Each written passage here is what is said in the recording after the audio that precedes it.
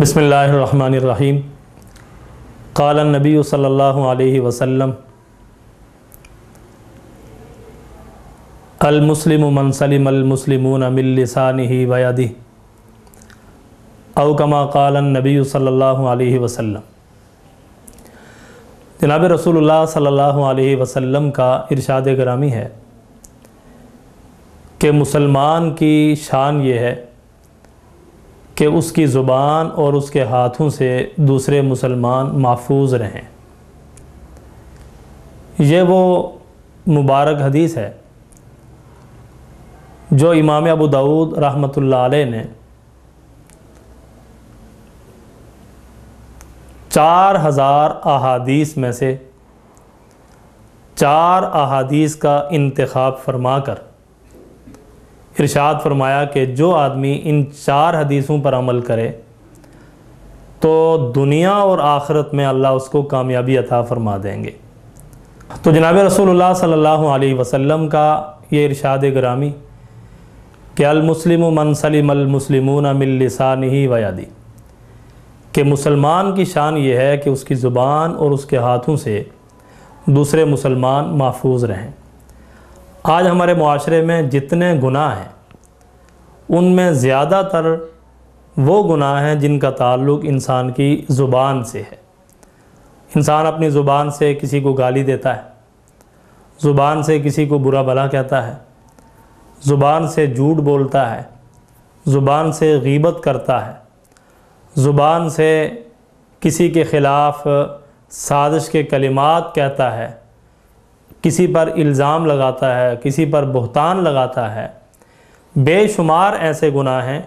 جن کی بنیاد پر نفرتیں پھیلتی ہیں، انسان اللہ کی نظر سے گر جاتا ہے، اللہ کی نافرمانی میں مبتلا ہوتا ہے، وہ زبان کے گناہ ہیں۔ اور آپ صلی اللہ علیہ وسلم نے یہ بات ارشاد فرمائی کہ قیامت کے دن بہت زیادہ لوگ ایسے ہوں گے کہ جن کو زبان کے گناہوں کی وجہ سے اوندے منہ جہنم میں گرایا جائے گا۔ اور ایک دفعہ جناب صدیق اکبر رضی اللہ تعالیٰ عنہ اپنی زبان کو پکڑ کر کھینچ رہے تھے۔ کسی نے پوچھا کہ حضرت یہ کیا کر رہے ہیں؟ فرمایا کہ اس زبان نے مجھے بہت پستیوں میں دھکیل دیا ہے۔ حالانکہ جناب صدیق اکبر رضی اللہ تعالیٰ عنہ تو وہ شخصیت تھیں کہ جن کو جناب رسول اللہ صلی اللہ علیہ وسلم نے اپنی زبان نبوت سے جنتی فرمایا ہے، اور کائنات میں حضرات انبیاء علیہ السلام کے بعد سب سے زیادہ فضیلت اور سب سے بڑا درجہ مقام اور مرتبہ وہ جناب صدیق اکبر رضی اللہ تعالیٰ عنہ کا ہے۔ لیکن اس کے باوجود وہ یہ فرما رہے ہیں کہ اس زبان نے مجھے بہت گرا دیا ہے۔ اور یہ زبان ایک ایسی چیز ہے کہ جس کے بارے میں روایت میں آتا ہے کہ صبح کے وقت سارے اعضاء اس زبان کے سامنے ہاتھ جوڑ کے کھڑے ہوتے اور کہتے ہیں کہ اگر تو درست رہی تو ہم بھی محفوظ رہیں گے، ہمیں بھی عافیت رہے گی، اور اگر تیرے اندر خرابی ہوئی تو ظاہر ہے کہ ہمارے لیے بھی پریشانی کا باعث ہوگا، کیونکہ زبان سے انسان بری بات کہتا ہے تو انسان کو جو ریئیکشن ہوتا ہے وہ اس کے جسم پر ہوتا ہے، اس کو مار پڑتی ہے، اس کو اور قسم کی سزا کے اندر مبتلا کیا جاتا ہے، تو وہ ظاہر ہے کہ اس کا باقی اعضاء ہوتے ہیں، باقی جسم کا حصہ ہوتا ہے، زبان پھر بھی محفوظ رہ جاتی ہے۔ حضرت لقمان حکیم رحمۃ اللہ علیہ، ابھی ان کی حکمت مشہور نہیں ہوئی تھی، یہ غلام تھے کسی آدمی کے، تو اس مالک نے کہا کہ بکری ذبح کر کے اچھا سا گوشت میرے لیے لے آؤ، تو وہ بکری ذبح کر کے زبان کا گوشت لے آئے۔ دوسرے دن فرمایا کہ بکری ذبح کر کے سب سے بری جگہ جو ہے وہ کاٹ کر میرے لیے لے آؤ، تو وہ بھی پھر دوبارہ زبان کا گوشت لے کر آئے۔ تو فرمایا کہ یہ کیا، جب اچھی چیز مانگی ہے تو پھر بھی آپ گوشت زبان کا ہی لائے ہو، اور جب بری مانگی ہے تو اس وقت بھی آپ زبان ہی کا گوشت لے کر آئے ہو۔ تو لقمان حکیم رحمۃ اللہ علیہ نے فرمایا کہ اے آقا، یہ زبان اگر ٹھیک ہو تو یہ سب سے اچھی ہے، اور اگر خدا نخواستہ یہ خراب ہو جائے تو سب سے بری یہی۔ اس لیے اپنے آپ کو زبان کے گناہوں سے بچانا، زبان کی حفاظت کرنا یہ بہت ضروری۔ جناب رسول اللہ صلی اللہ علیہ وسلم نے فرمایا کہ من کان یؤمن باللہ والیوم الآخر فلیقل خیرا او لیصمت۔ فرمایا کہ جو آدمی اللہ پر اور آخرت کے دن پر ایمان لاتا رکھتا ہو، فرمایا کہ اس کو چاہیے کہ یا تو وہ اچھی بات کہے یا پھر وہ خاموش رہے۔ اور ایک اور روایت میں آپ صلی اللہ علیہ وسلم نے فرمایا من صمت نجا، کہ جو خاموش رہا وہ کامیاب ہوا، اس لیے کہ خاموشی میں اللہ نے نجات رکھی۔ اور اگر کوئی بات کرے گا، خدا نہ خواستہ وہ زبان سے غلط بات نکل آئی، تو ظاہر ہے کہ اس کے لیے پھر عافیت نہیں رہے گی، وہ سلامت نہیں رہے گا۔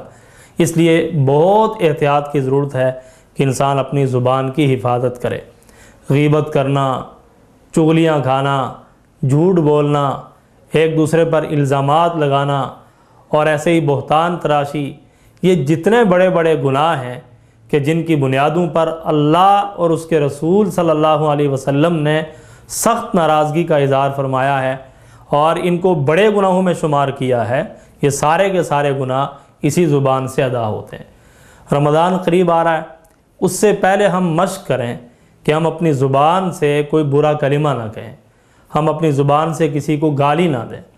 ایک روایت میں آتا ہے آپ صلی اللہ علیہ وسلم نے فرمایا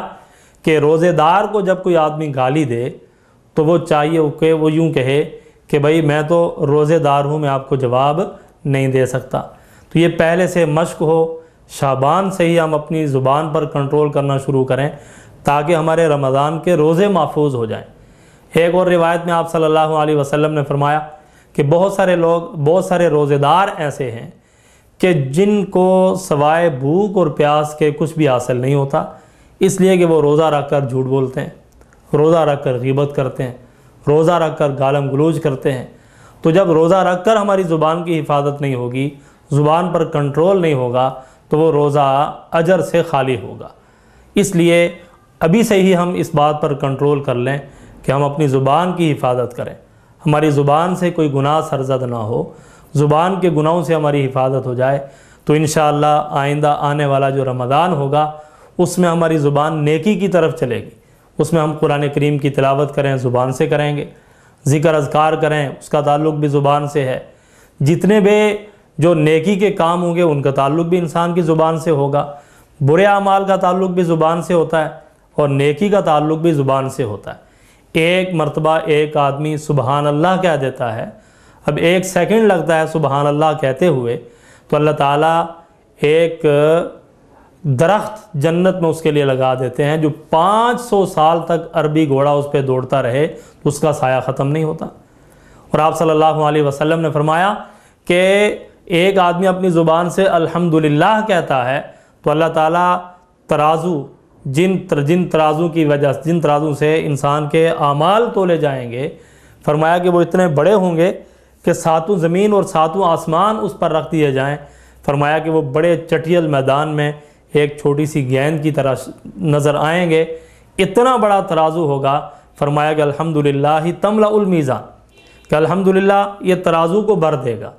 اور اللہ اکبر یہ زمین و آسمان کے درمیان خلاق و نیکیوں سے بھر دیتا ہے۔ اس لیے ہم اپنی زبان کو ہر وقت زبان سے ذکر سے تر رکھیں، تو یہ آدمی ہمیشہ اللہ اس کو کامیابی عطا فرماتے ہیں جو اپنی زبان کی حفاظت کرتا ہے۔